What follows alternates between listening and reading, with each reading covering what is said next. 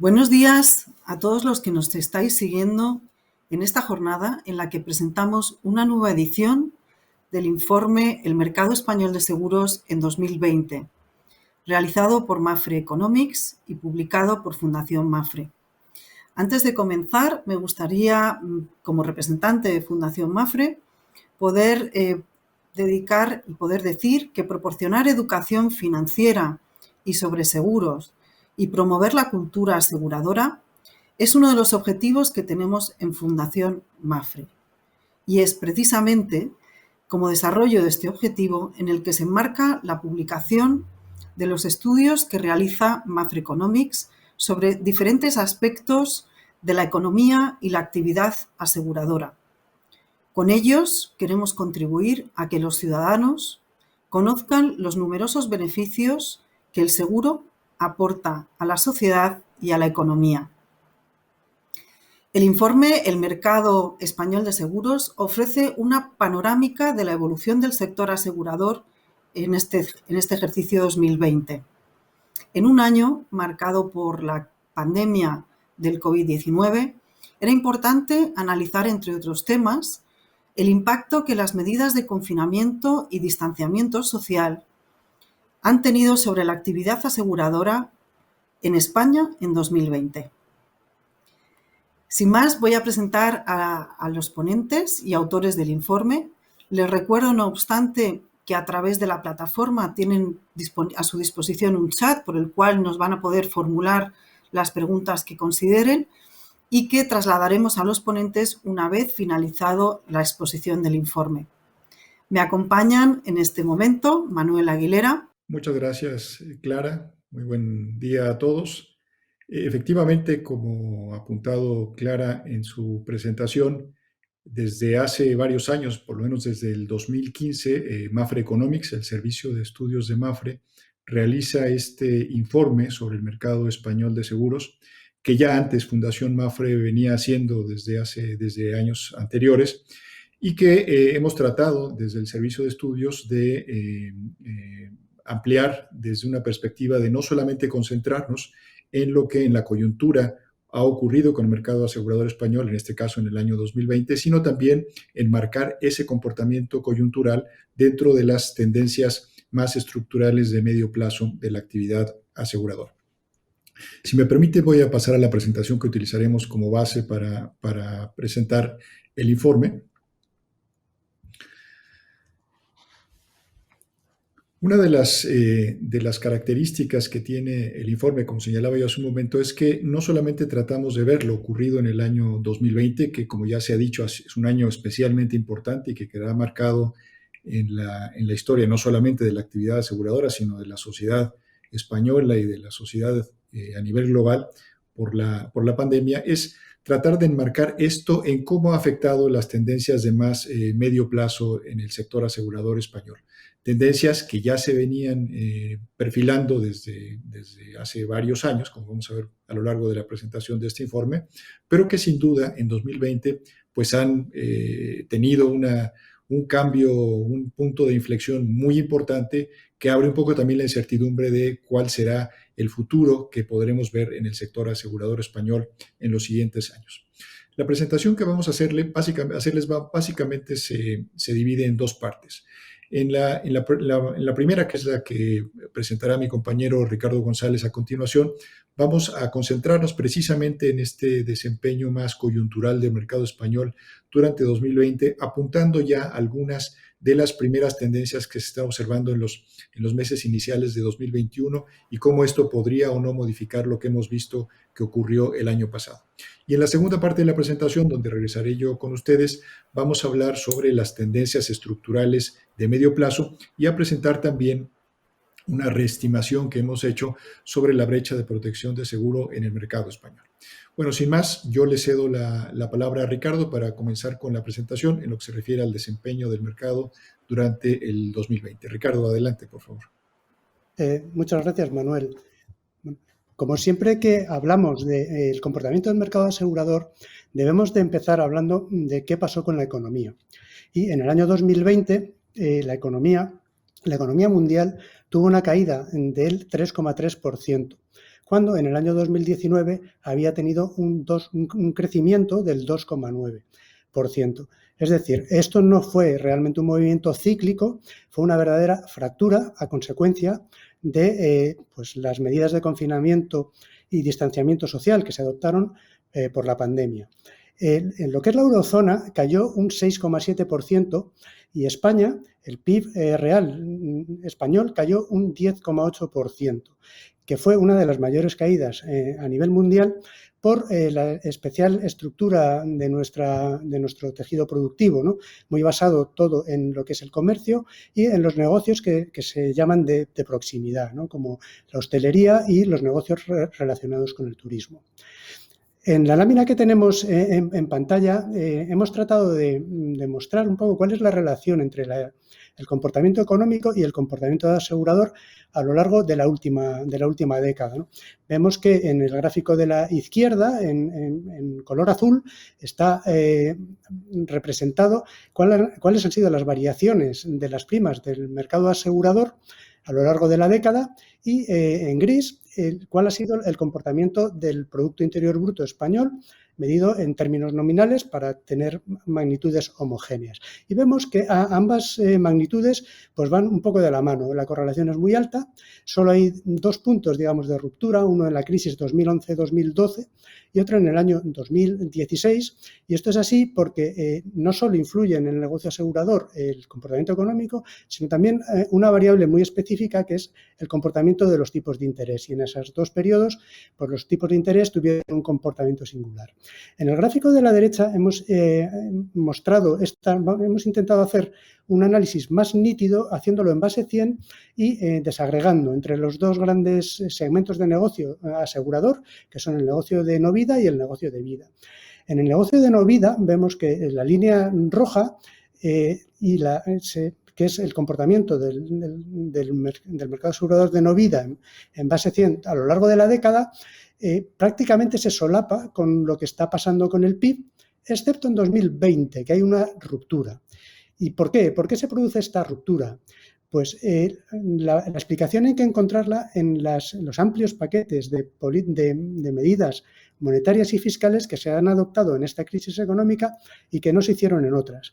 Así, por ejemplo, el Banco Central Europeo aprobó unos paquetes, una serie de medidas de política monetaria no convencionales que se sumaron a las que ya venía aplicando porque todavía estábamos saliendo, en cierto modo, de las anteriores crisis, con los tipos de interés que los teníamos muy bajos, a cero, incluso en negativo, pero a eso le añadió un paquete, digamos, de emergencia de compra de activos y fue aumentando el límite hasta 1,85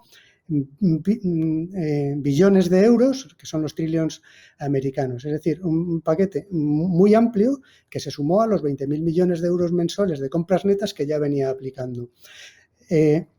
Esto pues estabilizó a los mercados financieros y además pues bajó mucho el coste de financiación a las empresas y a las familias y todo esto motivó que esos sectores que no estaban directamente afectados por los cierres, pues se comportaron bastante mejor que en anteriores crisis. De hecho, el negocio de no vida ni siquiera llegó a retroceder, simplemente se ralentizó.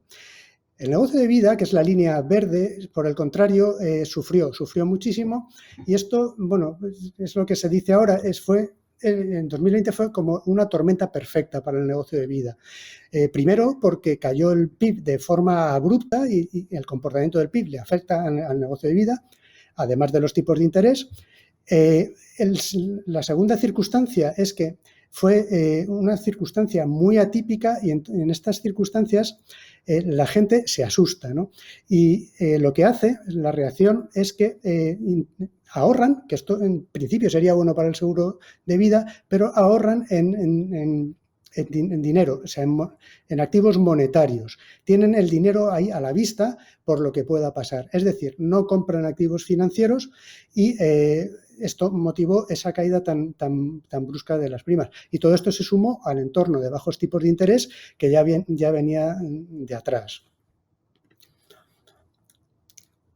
Si vemos el volumen en euros del negocio de seguros en el año 2020 pues ascendió a 58,9 millardos de euros, miles de millones de euros. El peso del negocio de no vida representó el 63%, mientras que el negocio de vida pesó en ese mix un 37%. Es decir, el negocio de vida, que ya venía reduciendo su peso, como luego explicará bien Manuel al analizar las tendencias, pues se redujo todavía más. En el gráfico de la derecha, ahora mostramos lo que son los crecimientos del negocio asegurador desglosados entre vida y no vida y el negocio total, pero ya no en base 100, sino los que hubo en cada año. Y vemos que en 2020 el negocio total, que es la barra azul, cayó un 8,2%. O sea, fue una caída muy brusca, un poquito por debajo de la caída del PIB, pero una caída fuerte, ¿no? Y motivada básicamente por la caída del negocio de vida, que, como vemos en la línea verde, cayó un 20,7%. El negocio de no vida simplemente se ralentizó. Si vemos la evolución en términos de aportación al crecimiento, en el gráfico de la izquierda, el gráfico de barras, podemos ver en las barras verdes que el negocio de vida es el cuarto año consecutivo que lleva detrayendo puntos porcentuales de crecimiento al PIB. Y esto, al negocio de asegurador. Y esto es así precisamente por el entorno de bajos tipos de interés en el que nos encontramos. El negocio de no vida, sin embargo, aporta positivamente y hay que irse hasta la crisis de 2011-2012 para ver aportaciones negativas. Desagregando un poquito más lo que ha pasado dentro del negocio de no vida, las primas totales sumaron 37,1 miles de millones de euros, de las cuales el negocio de autos pesó un 29,9%, es el mayor de los negocios de no vida. El segundo, el seguro de salud, pesó un 25,3%. Y detrás le siguen los multirriesgos con un 20,9% y el resto de líneas de negocios, que es una magnitud un poco muy heterogénea, ahí se mezclan muchos negocios conjuntamente, pues el resto, el 23,9%. Hay que decir que el negocio de autos va perdiendo peso en ese mix del negocio de no vida y lo va ganando el negocio de salud. En el gráfico de la derecha vemos cuáles han sido, en términos desagregados, los crecimientos en el año, a lo largo de la última década, pero particularmente en el año 2020. Vemos que el ramo que más sufrió de no vida fue el ramo de autos, que tuvo una caída del 2% en términos de primas, pero esta caída fue compensada por el buen comportamiento de los seguros de salud, que crecieron al 5,1%, y los seguros multirriesgos, sobre todo los multirriesgos del hogar y de comunidades de vecinos, pues también se ralentizaron un poquito, pero tuvieron un crecimiento saludable del 3,7%. Y el resto del negocio, ahí se mezclan pues, en ramos como el de decesos, accidentes, responsabilidad civil, pues, cayeron ligeramente, aunque algunos, como el negocio de asistencia en viaje, pues tuvo una caída muy abrupta. ¿Y qué ha pasado en los 5 primeros meses del año? Bueno, pues si vemos la serie histórica desde 2010 hasta el momento actual, hasta el mes pasado, vemos que en la crisis anterior, 2011-2012, de la deuda soberana en la Unión Europea, la caída fue como más pronunciada, mucho más larga y así lo fue la salida. Sin embargo, viendo cómo está reaccionando ahora mismo el sector asegurador con los datos de los 5 primeros meses, comparados con los 5 primeros meses de 2020, la salida que está teniendo el sector ahora mismo, de todas las letras que se han manejado, está siendo una salida en V. Bueno, y aquí hay que decir que el negocio de no vida no llegó a perder el nivel precrisis, con lo cual es una comparación, no hace falta irse a 2019 para ver que este negocio en concreto pues, está remontando, ¿no? en los primeros meses del año. Si lo vemos en términos de contribuciones al crecimiento, En el gráfico de la izquierda, abajo, en el año 2020, vemos que las dos líneas de negocio de no vida que están detrayendo puntos porcentuales de crecimiento al sector, pues son el negocio de autos, como suele ocurrir en las crisis, y también pues esa mezcla de otras líneas de negocio. Pero el negocio de salud ha tenido una aportación muy grande, positiva, y los negocios multirriesgo también. Y si vemos arriba, en la serie de 2000, al principio de 2000, entre 2010 y 2013, en 2010, digamos que veníamos arrastrando los efectos de la crisis anterior, 2007-2009, y se juntó, ¿no?, con la crisis de la deuda soberana. Y otra vez son el negocio de autos y las otras líneas de negocio los que detraen puntos porcentuales de crecimiento. Solamente si se prolonga mucho, como vemos que pasó aquí en el año 2013, ya también empezaron a detraer puntos porcentuales de crecimiento los seguros de multirriesgo. Y incluso, si las crisis se prolongan mucho, el seguro de salud también cae. Pero no llegó, o sea, siempre tuvo crecimientos positivos. Desagregando lo que es el ramo de vida, lo estudiamos desde el punto de vista de los seguros de cómo se han comportado los seguros de vida ahorro y los seguros de vida riesgo, o sea, los seguros de protección contra el riesgo de muerte, como pueden ser los que protegen en el caso de los préstamos hipotecarios o los préstamos de protección familiar, ¿no?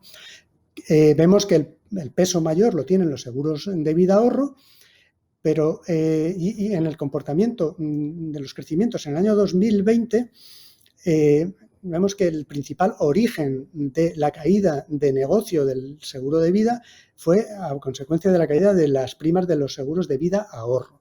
Los de vida riesgo se ralentizaron, cayeron menos 0,4%, poquito. Estos seguros también van muy vinculados con el mercado inmobiliario, que sufrió también una contracción muy fuerte. Y viendo lo que está pasando en estos momentos, pues lo mismo, la crisis anterior fue larga y la salida lenta, y esta crisis, vemos otra vez la salida en V. Se están comportando también muy bien incluso los seguros de ahorro, que están creciendo cerca de un 10%, y por supuesto los seguros de vida riesgo. Aquí sí que hay que matizar, ¿vale?, que la caída de la que veníamos era muy fuerte y sí que hay un efecto base fuerte, es decir, la salida está siendo acusada, quiero decir, un crecimiento bueno, pero partíamos de una situación muy mala en los 5 meses anteriores, con lo cual este negocio digamos que está saliendo, pero está saliendo realmente más lento que el de no vida. ¿Y qué ha pasado con el seguro de vida? Bueno, pues lo que comentábamos antes,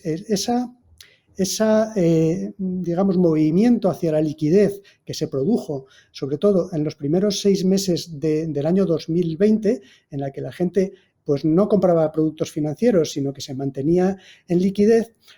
Una vez se empezaron a acabar los confinamientos, empezó un poco a mejorar la cosa, empezaron también a mejorar los mercados financieros, los principales índices bursátiles mundiales empezaron a recuperarse.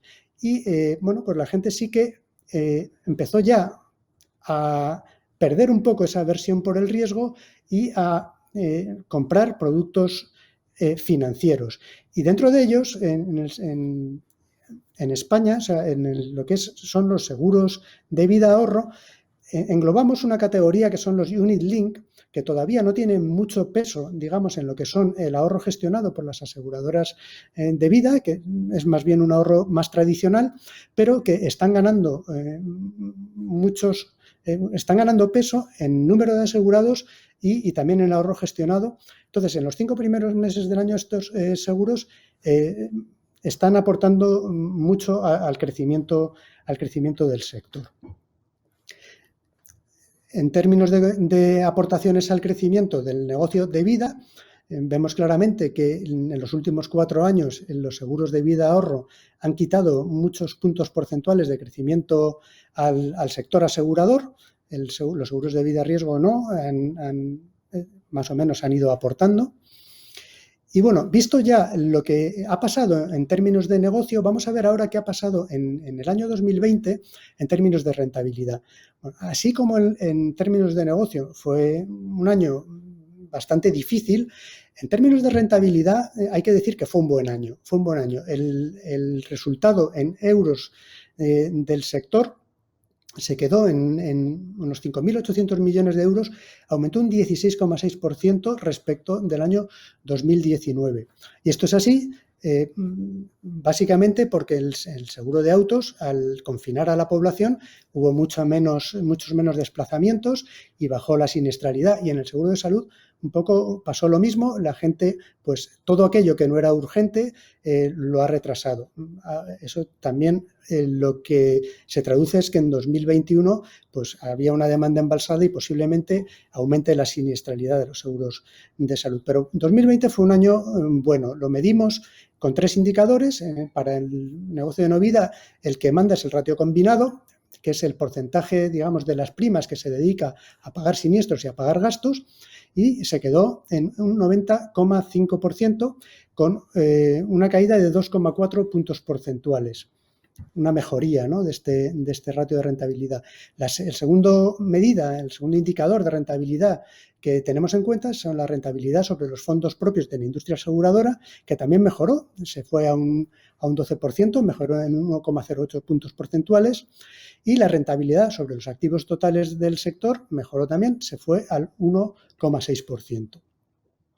Bueno, visto ya todo lo que es negocio y rentabilidad, vamos a ver un poco cómo funcionó lo que es el balance de las compañías aseguradoras. En primer lugar, en las provisiones técnicas, que vienen a representar lo que es el ahorro que se gestiona procedente de los contratos de seguros, el peso mayor lo tienen las provisiones técnicas del seguro de vida, pesan el 81% de las provisiones totales. ¿Esto qué significa? Significa que si bien el negocio de vida está perdiendo peso en términos de primas, en términos de ahorro gestionado es un negocio muy importante para el sector.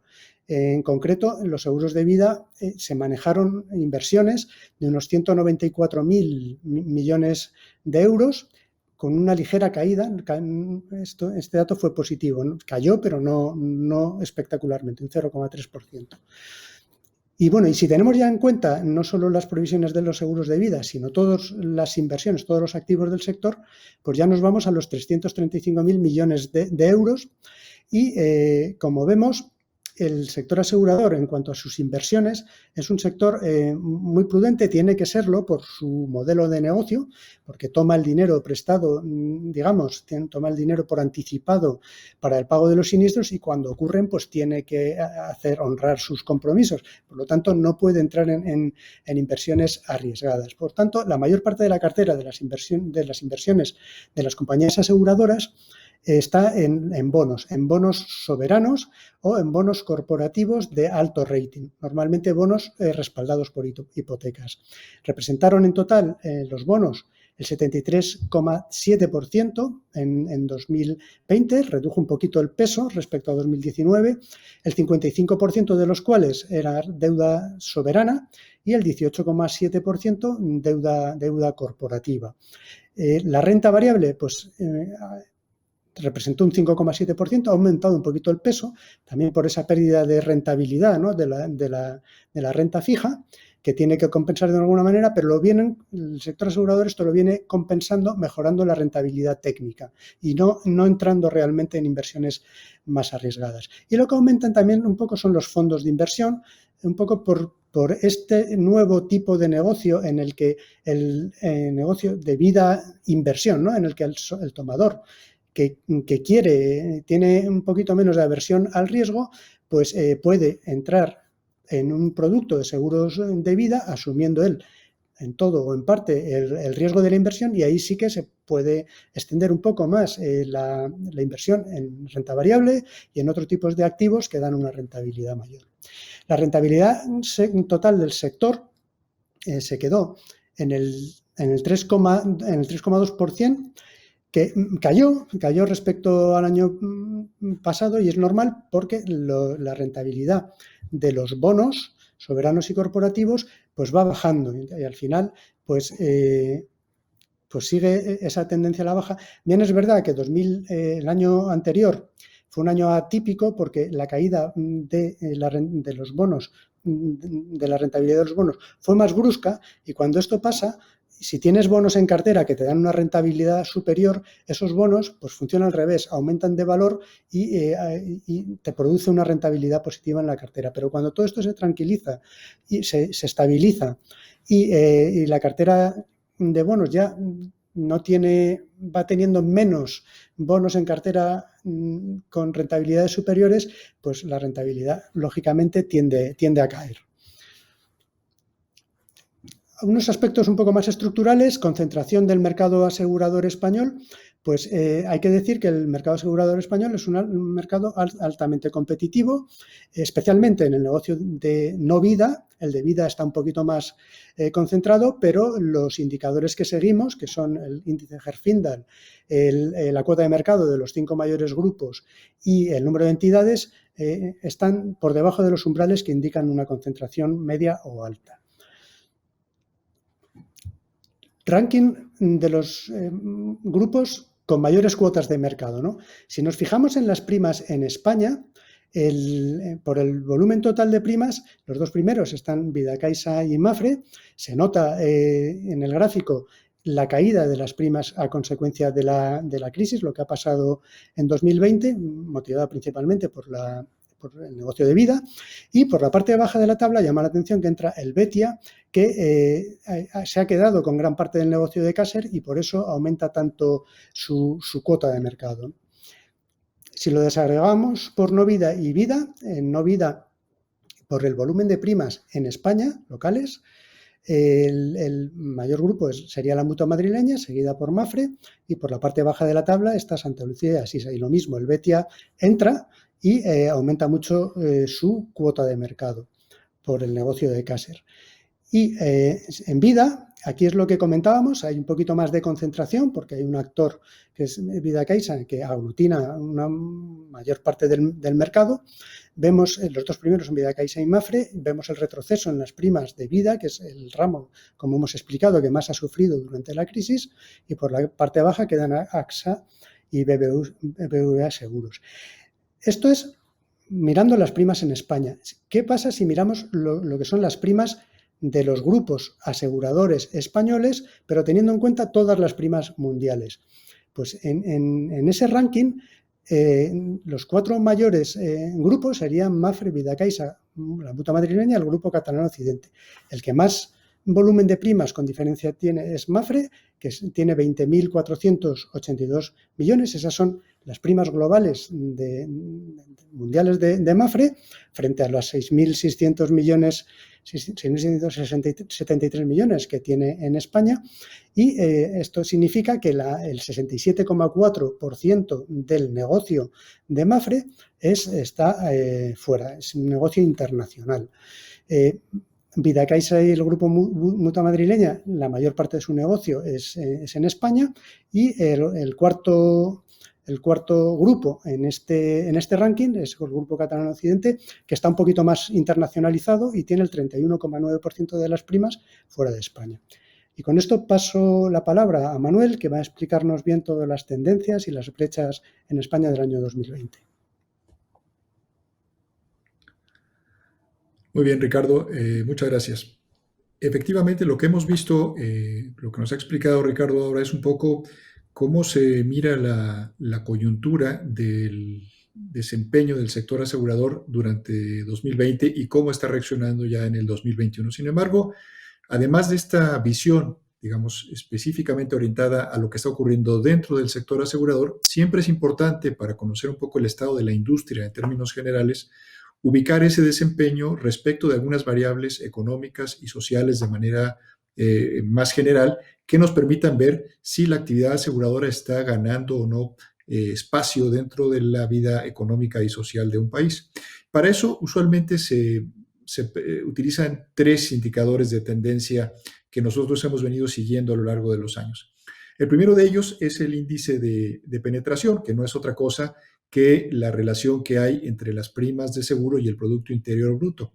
Esta primera dimensión lo que nos dice es cuál es digamos, la presencia que tiene la actividad aseguradora en el contexto del sistema económico en general. Evidentemente, mientras mayor es la penetración, mientras mayor es la relación que hay entre las primas de seguros y el Producto Interior Bruto, pues se entiende que la actividad aseguradora está penetrando más dentro del tejido económico y de esa manera beneficiando el funcionamiento económico general. El segundo indicador es el indicador que se llama densidad, que tiene que ver con el consumo per cápita de seguros. Esto es una dimensión más microeconómica que lo que nos indica es qué tanto de su ingreso disponible las personas están utilizando para protegerse tanto en sus personas como en sus bienes. Es decir, el consumo anual per cápita en seguros es un indicador también que en la medida que se incrementa, pues quiere decir que las personas están cubriendo de mejor manera los riesgos a los que están expuestos. Y el tercer indicador es un indicador más cualitativo que se llama la profundización. La profundización es un indicador que mide la relación que hay entre las primas de los seguros de vida respecto de las primas totales de seguros. Este es un indicador que empíricamente, cuando uno lo analiza para el conjunto de mercados a nivel internacional, lo que nos dice es que mientras mayor es la participación de las primas de los seguros de vida en las primas totales en un mercado, hablamos de mercados con mayor nivel de madurez o mayor nivel de desarrollo relativo.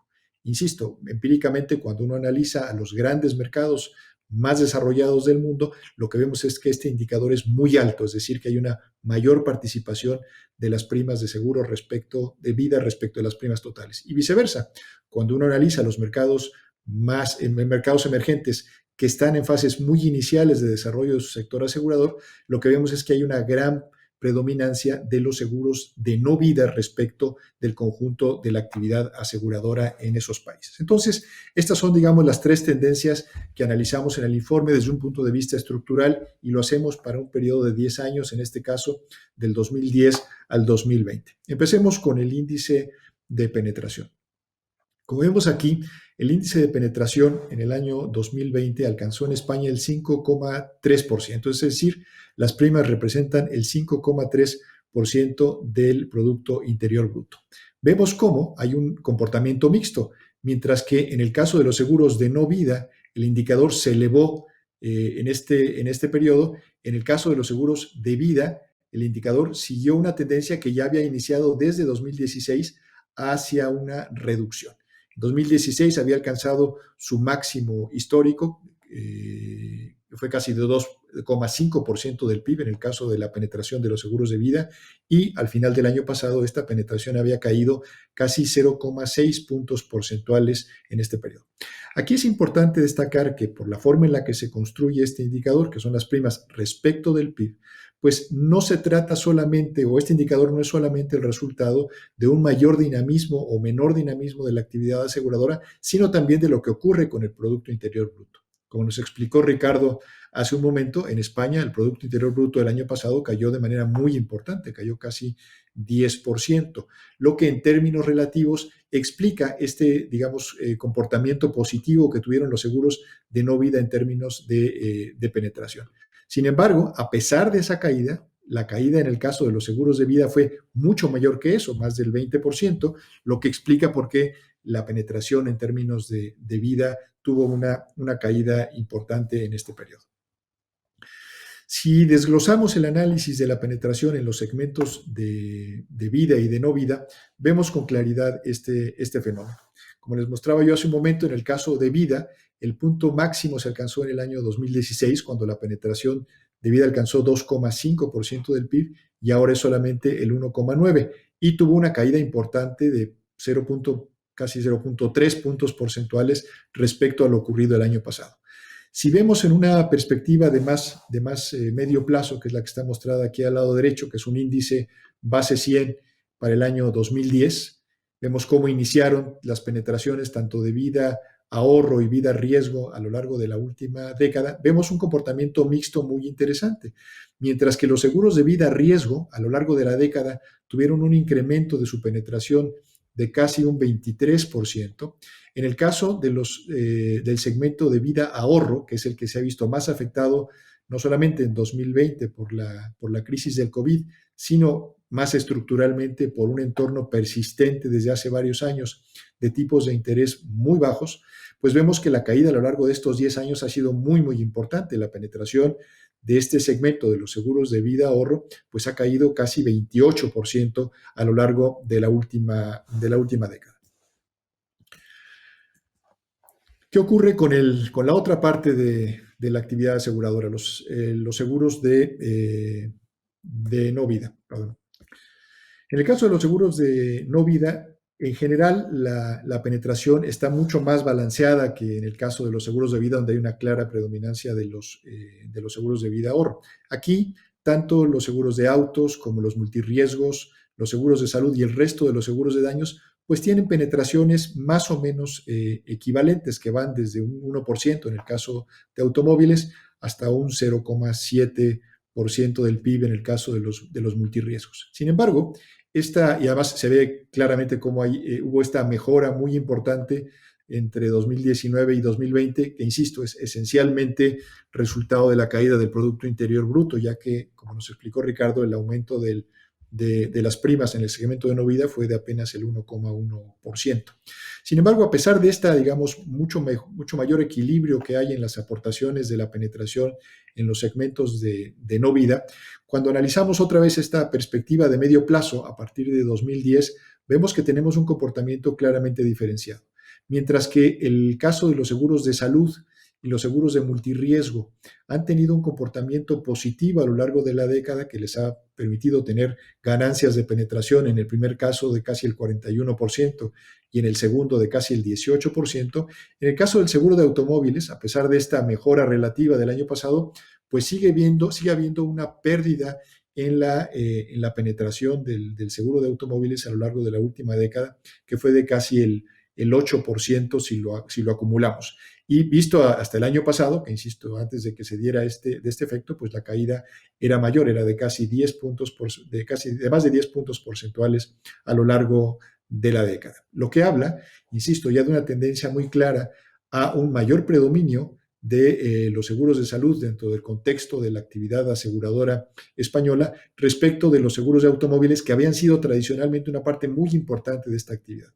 Claramente lo que estos datos nos indican es que hacia el futuro, seguramente el seguro de salud se volverá el ramo más importante dentro de los seguros de no vida en España, y el seguro de automóviles, por las propias tendencias que tiene la movilidad y las mejoras en los medios de conducción de los automóviles, tenderá a ir perdiendo poco a poco importancia relativa dentro del conjunto de los ramos de aseguramiento de no vida en el mercado español. Que por lo demás es una tendencia que se observa no solamente en España, sino es una tendencia que se observa prácticamente en todos los mercados desarrollados de seguros en el mundo. El segundo indicador estructural es la densidad, las primas o el consumo anual per cápita de seguros. Aquí sí no hay este efecto que produce la caída del Producto Interno Bruto, como en el caso del indicador de penetración, sino que aquí claramente vemos el efecto del gasto de seguros en la capacidad de compra de las personas. El indicador de densidad se ubicó el año pasado en 1.244 euros per cápita, es decir, ese es el promedio de gasto en seguros que tuvieron los españoles en el 2020. Si lo vemos en una perspectiva de más medio plazo a lo largo de los últimos 10 años, pues prácticamente no se ha movido, es apenas 11 euros superior al gasto per cápita que se registraba en el 2010. Sin embargo, nuevamente hay una tendencia mixta. En el caso de los seguros de no vida, hay una ligera pendiente positiva en que muestra el aumento en el gasto per cápita en seguros, y todo lo contrario ocurre en el caso de no vida, especialmente otra vez desde este punto que se observó en 2016, a partir del cual el gasto per cápita en seguros de vida ha venido cayendo de manera sostenida a lo largo de estos años. Es importante señalar, sin embargo, que la caída solamente entre 2019 y 2020 fue muy importante, es decir, hablamos de una pérdida o una caída de la densidad o un menor consumo per cápita en seguros de casi 109 euros solamente entre 2019 y 2020. Insisto, pues que es el resultado conjunto de la crisis que tiene que ver tanto por una parte por la menor capacidad para consumo de seguros de no vida, como el muy importante o la abrupta caída en el caso de la utilización del seguro como un mecanismo para canalización de ahorro de medio plazo, que es lo que significa el seguro de vida. Cuando analizamos esta densidad vista desde los dos segmentos, en el caso de vida y de no vida, pues un poco lo que ya señalaba se confirma. Hay una clara caída en la densidad en los seguros de vida entre 2016 y 2019, explicada por todo este conjunto de factores. Insisto, en 2019-2020 la crisis del COVID y antes el entorno de bajos tipos de interés. Sin embargo, hay una tendencia que es distinta en el caso de los seguros de vida riesgo respecto de los seguros de vida ahorro, que son los que se han visto más afectados por estos factores.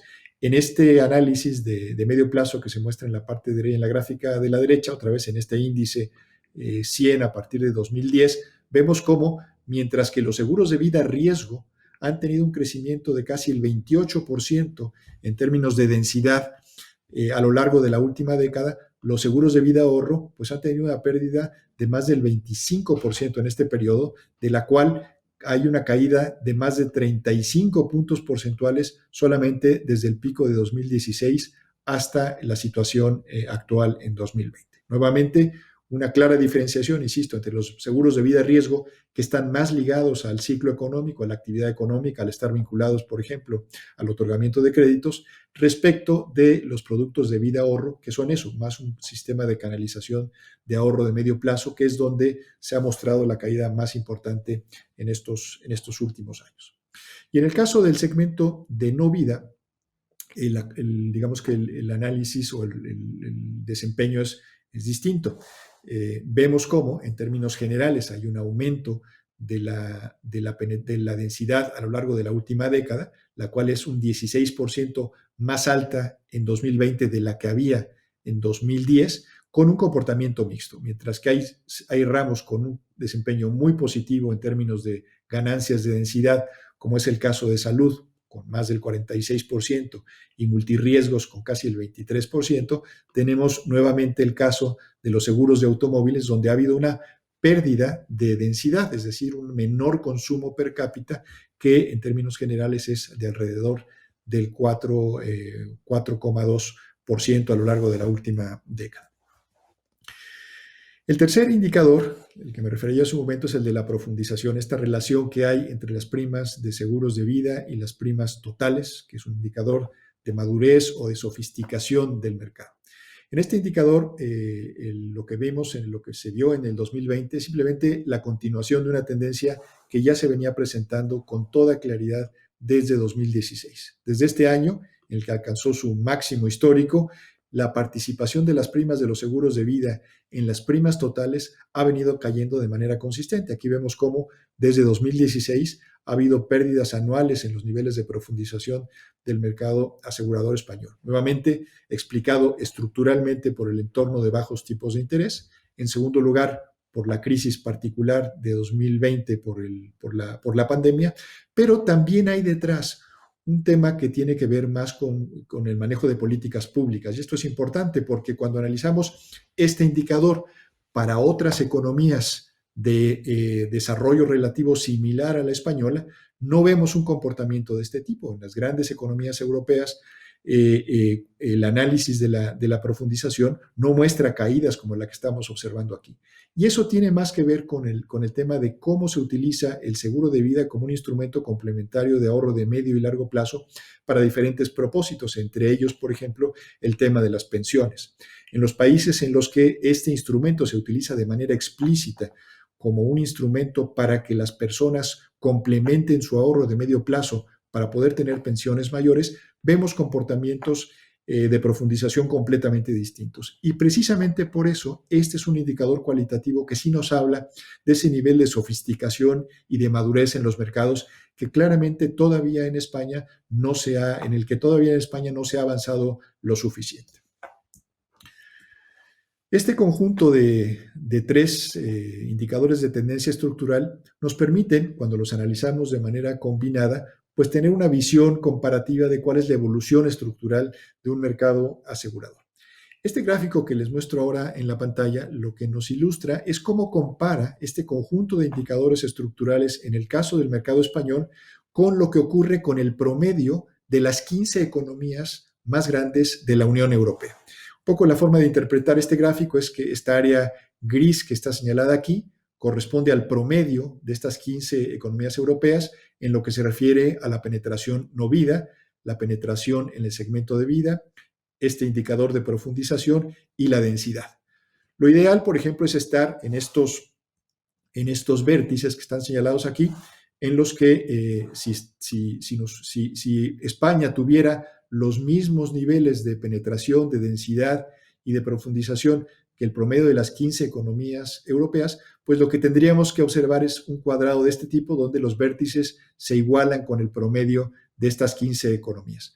Cualquier valor por encima de esta área gris querría decir que el sector español está por encima del promedio de estas economías europeas y cualquier valor por debajo o dentro de esta área gris querría decir que el sector español está por debajo del promedio de las 15 economías más grandes de Europa.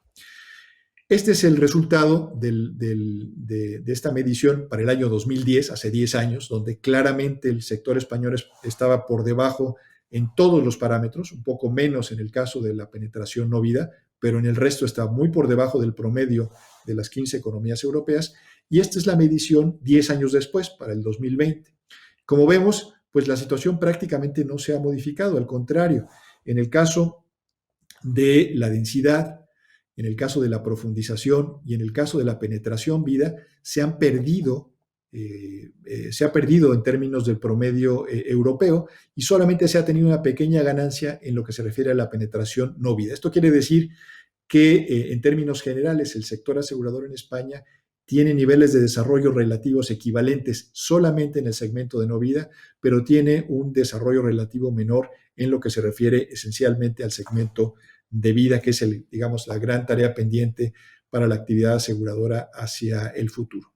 Y esto se confirma en este índice que incluimos en el informe, que se llama el índice de evolución del mercado, que mide un conjunto de indicadores de penetración, densidad, profundización y de brecha de protección de seguros, donde claramente otra vez a partir de este punto máximo que se alcanzó en el 2016 hay una clara reducción en esta evolución estructural del mercado asegurador en España.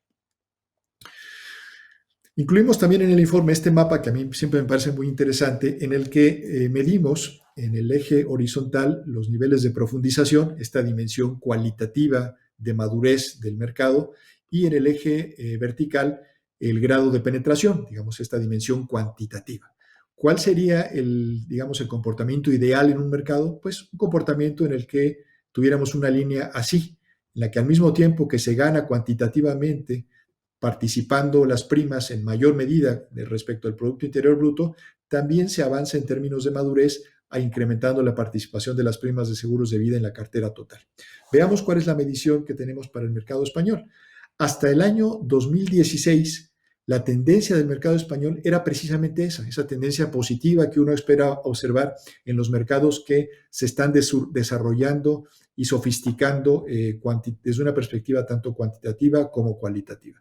Sin embargo, nuevamente, a partir de ese máximo de 2016, la tendencia ha sido precisamente la contraria y se ha agudizado a partir de 2020 como resultado de la crisis del COVID. Claramente hay una retracción en esta evolución de medio plazo del mercado asegurador español que nuevamente tiene esencialmente que ver con lo que está ocurriendo con el segmento de los seguros de vida. Finalmente, hacemos en el informe una medición de la brecha de protección del seguro. La brecha de protección del seguro no es otra cosa que ese nivel óptimo de aseguramiento en una sociedad, el nivel, digamos, económica y socialmente óptimo de protección de riesgos tanto patrimoniales como personales. Y la brecha representa la diferencia que hay entre ese nivel óptimo y el nivel real de aseguramiento del mercado. Esta medición para el caso del mercado español para el 2020 nos dio un total de 31,6 miles de millones de euros. Interesante ver cómo la brecha en este año es prácticamente el 100%, el 99,8%, es una brecha que se origina en el segmento de los seguros de vida, y la brecha en el segmento de los seguros de no vida prácticamente ha desaparecido, lo que confirma efectivamente que el mercado español, en términos de desarrollo del segmento de no vida, está a la altura de cualquier mercado desarrollado del mundo, pero, insisto, la asignatura pendiente sigue estando en lo que tiene que ver con los seguros de vida.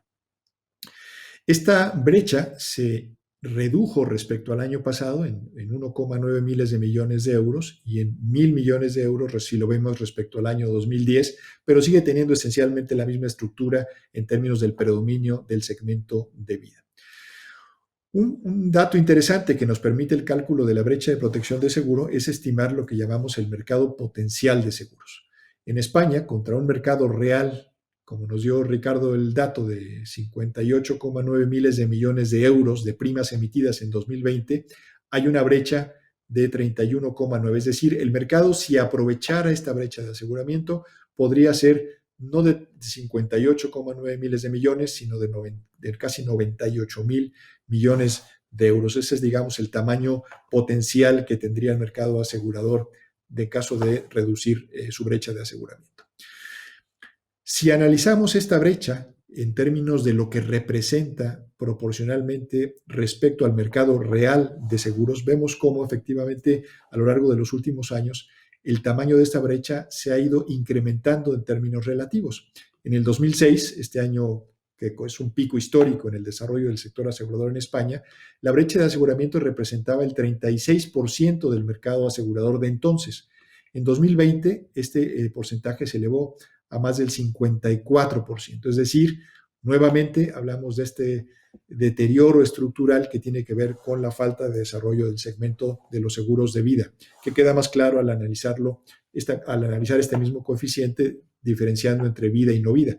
Vemos cómo otra vez en 2016, este año pico, la brecha de aseguramiento en vida representaba el 69% del mercado que existía entonces, y al cierre del año pasado este porcentaje se había elevado al 144%. Es decir, el espacio de aseguramiento en vida, potencialmente hablando, es casi 1.5 veces el mercado de seguros de vida que existió al cierre del 2020.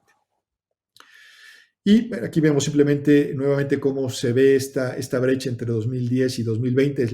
Lo ideal sería que este espacio que se muestra aquí, este triángulo que se muestra aquí, se fuera haciendo cada vez más pequeño, lo que hablaría de que la brecha se va reduciendo, y sin embargo, en la última década, pues prácticamente la brecha en términos relativos no ha tenido modificación. Finalmente, incluimos en el informe un análisis cuantitativo de qué capacidad tiene el mercado asegurador español en función de su historia de crecimiento a lo largo de los últimos años para cerrar la brecha de aseguramiento. Y lo que hacemos es primero cuantificar cuál es la tasa de crecimiento que se ha observado en el mercado español a lo largo de la última década. Esta es la tasa de crecimiento promedio anual del sector en España entre 2010 y 2020, y este crecimiento fue para el sector en su conjunto de apenas el 0,1% anual. Esa es la tasa promedio de crecimiento del sector a lo largo de los últimos años. Sin embargo, destaca que en el caso del segmento de vida, por lo que ya hemos explicado a lo largo de la presentación, esta tasa de crecimiento es negativa en casi el 2% anualmente. Y lo que calculamos es cuál sería la tasa de crecimiento que se requeriría para lograr absorber la brecha de aseguramiento en los siguientes 10 años. Y lo que vemos en términos generales es que la tasa de crecimiento promedio que se necesitaría para el sector en su conjunto es un 4,4% contra el 0,1% observado, es decir, un crecimiento mucho mayor al que tenemos ahora, pero en el fondo realmente esto esconde una deficiencia otra vez en el segmento de vida, y es donde la mayor parte de este esfuerzo se tiene que concentrar. Querría decir, si quisiéramos absorber el 100% de la brecha aseguradora en el segmento de vida en los siguientes 10 años, que este sector tendría que crecer anualmente un 13%, contra lo que ha hecho realmente, que es de crecer casi un 2%. ¿Cómo puede lograrse esto? Pues evidentemente es un tema multifactorial en el que intervienen tanto factores de innovación dentro del sector asegurador, como también factores que tienen que ver con políticas públicas para aprovechar el seguro de vida como un instrumento de canalización de ahorro de medio y largo plazo.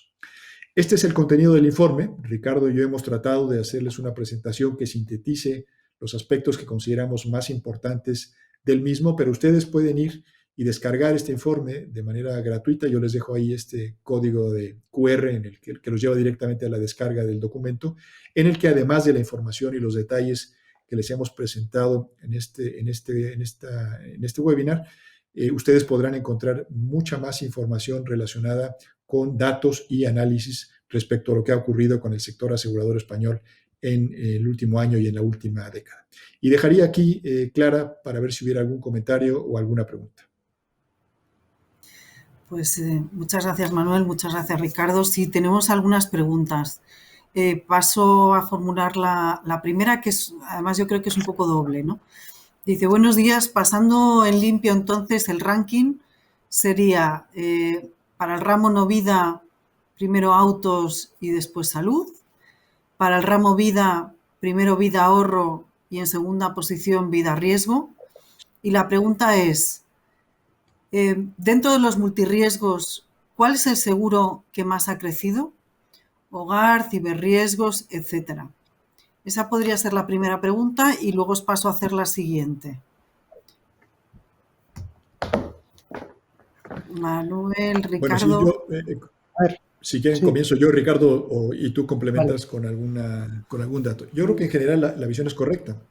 En el caso de vida, evidentemente el segmento que tiene más importancia en términos relativos es el segmento de vida ahorro, y es el que debiera tenerlo. Si uno compara, si uno ve lo que ocurre en los mercados de desarrollo relativo similar al español, y el de vida riesgo tiene una participación menor. Sin embargo, y esto es muy importante, si uno analiza las tendencias de más largo plazo, claramente el segmento de vida riesgo ha venido ganando espacio en términos relativos a lo largo de los últimos 10 años, en tanto que el de vida ahorro ha venido reduciendo esta participación.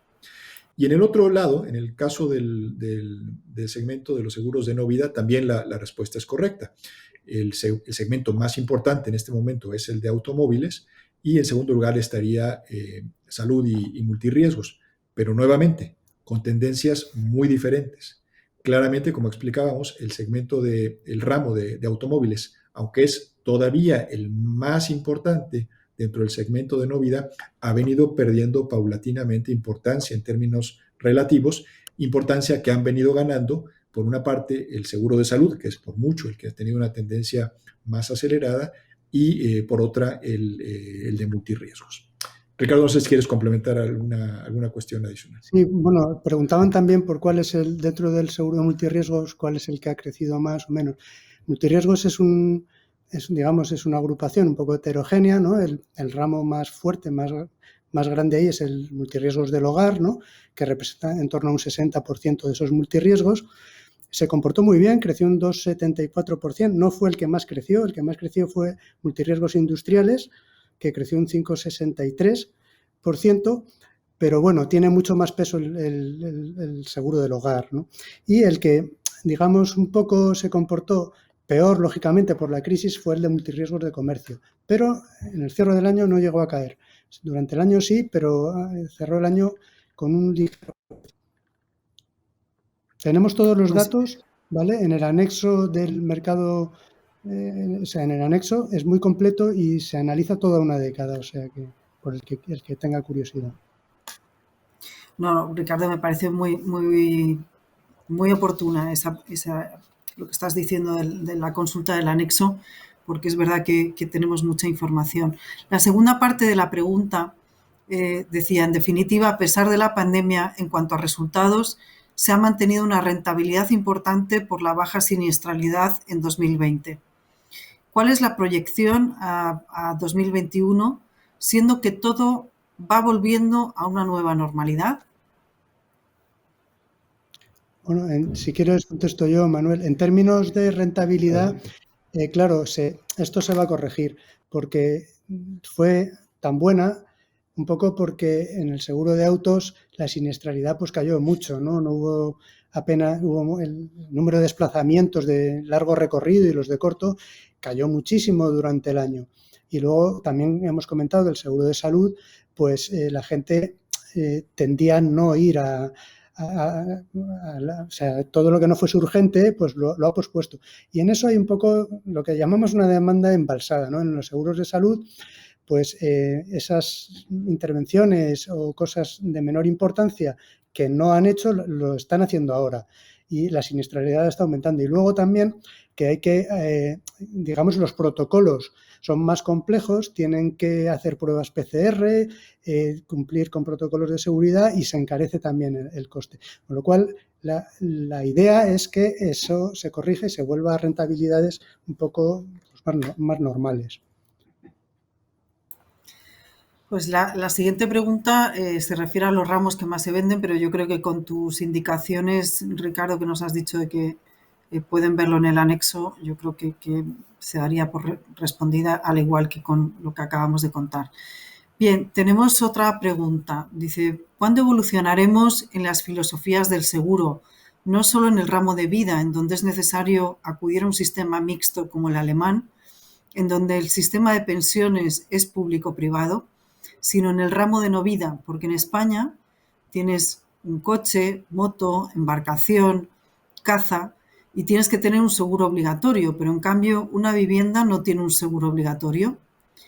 Tenemos que desarrollar el seguro, no solo como cobertura en caso de riesgo, sino como cobertura por uso, porque evidentemente el uso determina intensidades y recurrencias. Debemos introducir la filosofía del seguro como elemento socializador y reductor de gravámenes fiscales, así como desarrollador social. Las estructuras sociales deben evolucionarse a un aseguramiento por sus usuarios y no solo costearse vía gravamen público. Bueno, esta es una mezcla entre pregunta y bueno, pues comentario, reflexión que comparte con vosotros, ¿no? Quien lo ha hecho. Realmente es...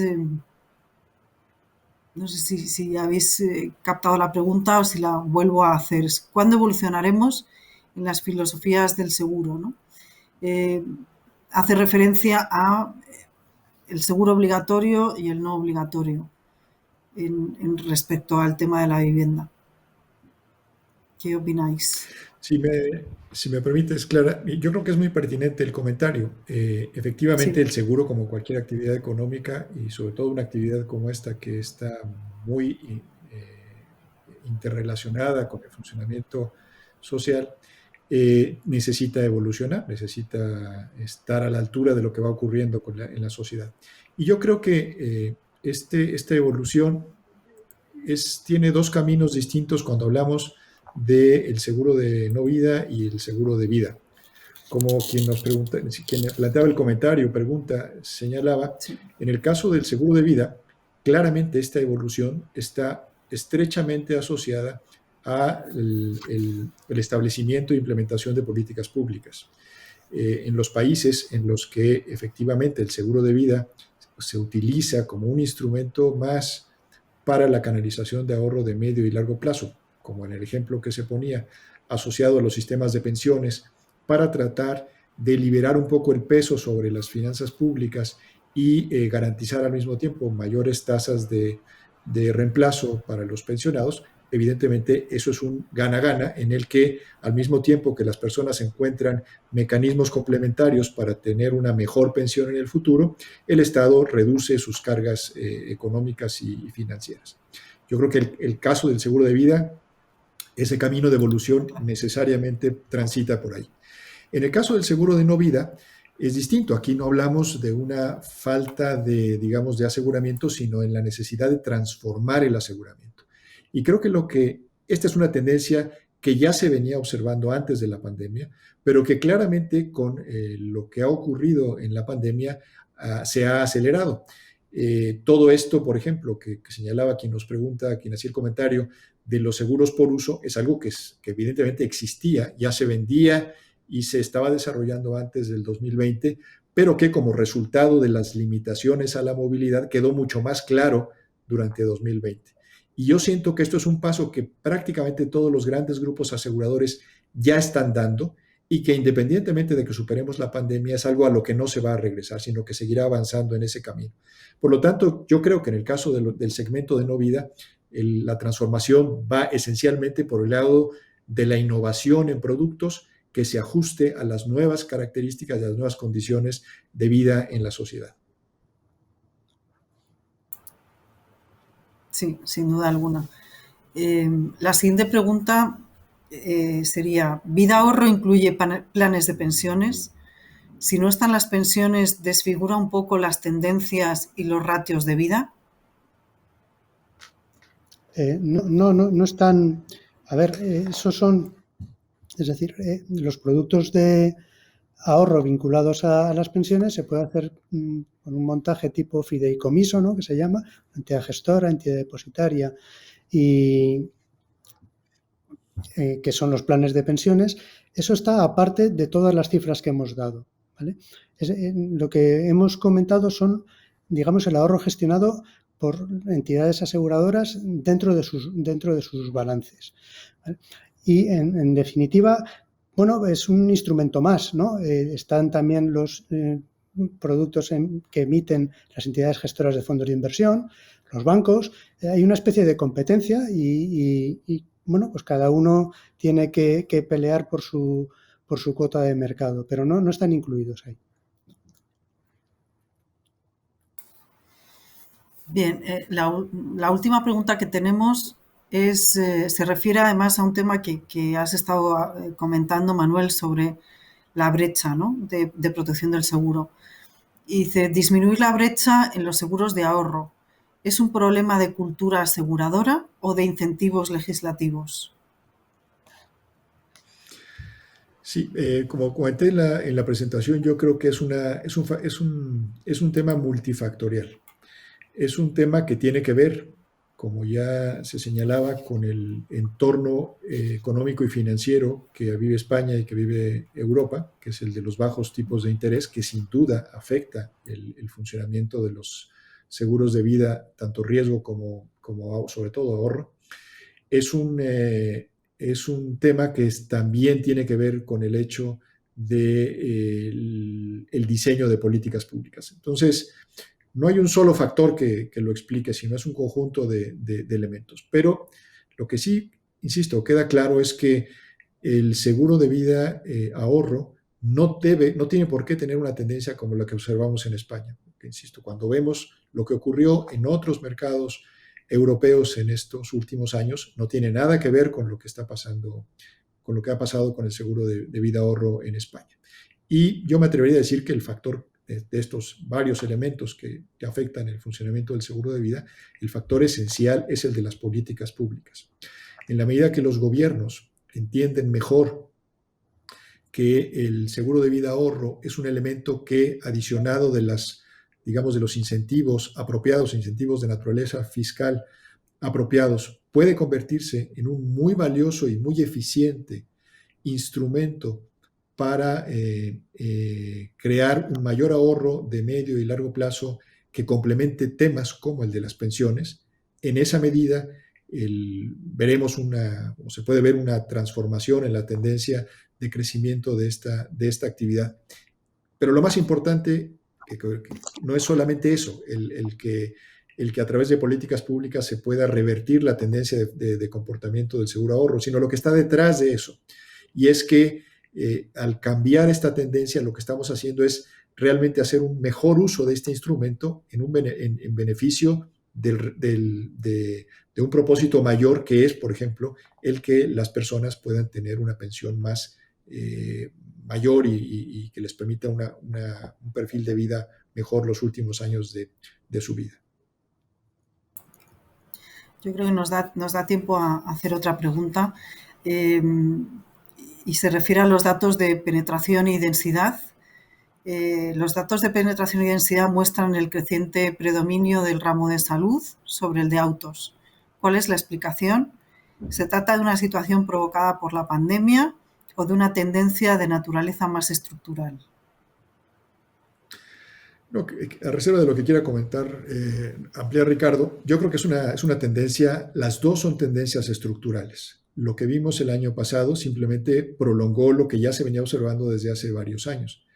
En el caso de automóviles, como comentaba yo, los cambios en los patrones de movilidad de la sociedad las mejoras en los instrumentos de conducción de los automóviles que reducen los riesgos de accidentes y por tanto de daños a los vehículos, pues han ido implicando una reducción paulatina, digamos, del riesgo involucrado en la conducción y por lo tanto en el volumen de primas en términos relativos al uso de los automóviles.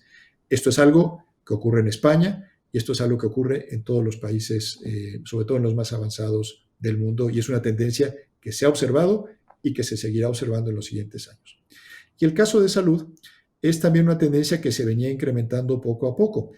Hemos estudiado también en el Servicio de Estudios, para otros propósitos, cómo a lo largo de los últimos años se han venido deteriorando los sistemas de salud en muchos lugares del mundo, y una de las formas de tratar de revertir esta tendencia ha sido el tratar de involucrar a los seguros privados como un complemento a la sanidad pública.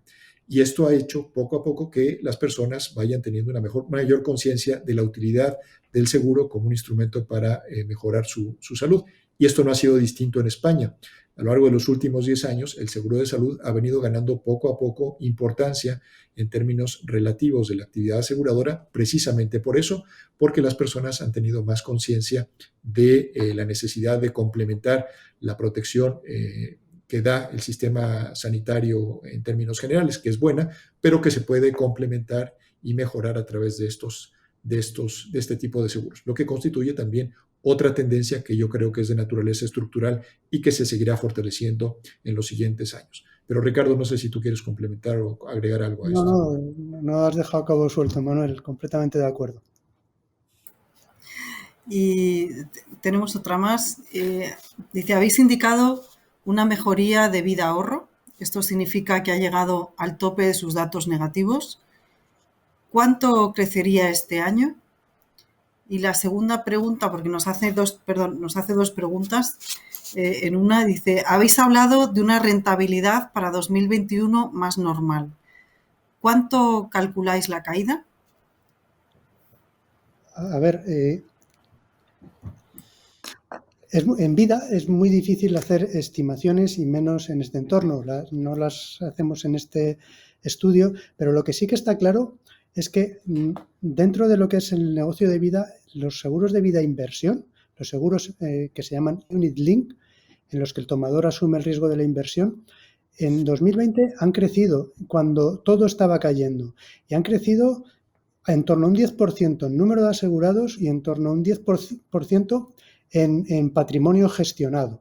En primas un poquito menos, pero va creciendo y sobre todo se nota que a partir del segundo semestre del año, pues ahí digamos que la gente ya se ha acostumbrado a este entorno de bajos tipos de interés, porque antes no podía entender que por tu dinero no te diesen absolutamente nada, pero ahora ya lo están viendo en sus depósitos a la vista, incluso la banca está empezando a cobrar por depósitos de más de 100.000 euros para los particulares. Entonces ya empiezan a entender que es la realidad que nos ha tocado vivir, ¿no? Y están más abiertos a asumir un poquito más de riesgo, y ahí hay un producto bueno, las entidades aseguradoras lo tienen, que son los seguros en los que el tomador asume el riesgo de inversión, que tienen un pequeño componente de seguro de vida. Si te pasa algo, pues te dan un poco más o te cubren las pérdidas que hayas tenido porque no hayas invertido bien o estas cosas, da cierto juego y se están empezando a vender bien, sí. A las estimaciones ahí de momento yo no entramos en este informe. Perfecto. Tenemos otra pregunta. Dice, si los tipos de interés son semejantes en la zona euro, ¿qué ha llevado a crecer en otros países el seguro de ahorro? Precisamente esto. Por ejemplo, el mercado italiano fue muy ágil, está muy desarrollado el mercado italiano. Y lo que hizo fue crear pues estos tipos de productos Unit-Link, incluso algunos híbridos, que combinaban un seguro de vida de ahorro tradicional, porque no hay que olvidar que en Italia el bono soberano italiano ha dado rentabilidades buenas hasta hace bien poco.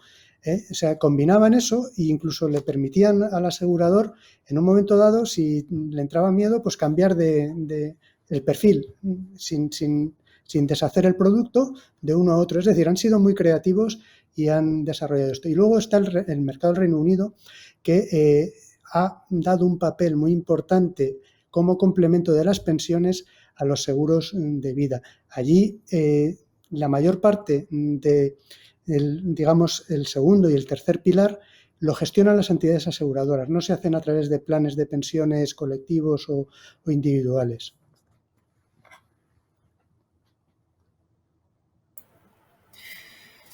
Pues muchas gracias, Manuel, muchas gracias, Ricardo, por vuestra exposición, que ha sido magnífica, como siempre. También quiero agradecer a todos los que nos habéis seguido durante este tiempo en el que hemos presentado el informe. Yo os animo a que descarguéis el informe tanto en la página de Mafre Economics como en la página de Fundación Mafre, y desde luego todo el equipo de Mafre Economics estará a su disposición si quieren hacer alguna o enviarles alguna información adicional. Y por nuestra parte, nada más, simplemente termino diciendo que cuídense mucho, si salen de vacaciones, cuídense mucho en verano, porque tenemos todavía mucho tiempo por delante y más oportunidades para encontrarnos con presentaciones de Mafre Economics. Por mi parte, muchas gracias y nos vemos en septiembre.